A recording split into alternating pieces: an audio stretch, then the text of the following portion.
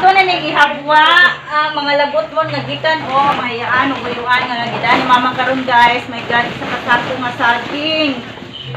Kadaghan na naman. Ay, mga tulog na malagyan niya ka. Saan sa manima? Saging gapon din Oh, saging gapon na. Ay, jud guys, kung ang sako.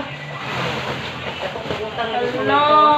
Kakuha na matagong sa may atong Unsa na to ikabawas ani sa mga tong iyaan o guyuan oy. Dapat balanghoy guys. Maka-vlog ko ani. Mangita ko kung saya kung putahi ani lutuon. Vlog next Domingo. Wala tayo trabaho. Malamig dyan yung kuan, mabalanghoy tunuan ma. Uy, bagura pa ng balanghoy. Lamig kayo na. Taga kung tiyo karaan ka dito sa gawas.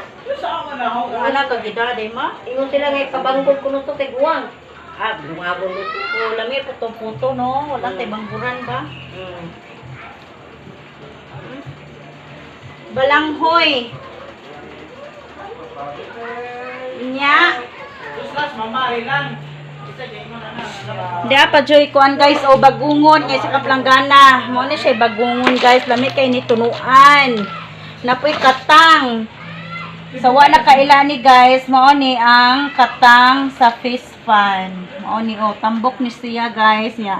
Daghan ni siya og aligi. Gagmay lang siya pero lami kay unod. Mangamang pa Kaya pa di pasayan guys gikan sa fish pan nilang mama. May nagpahubas na sila sa uyuan sa. So maura to, thank you mga iyaan ug uyuan sa inyong mga gipanghatag.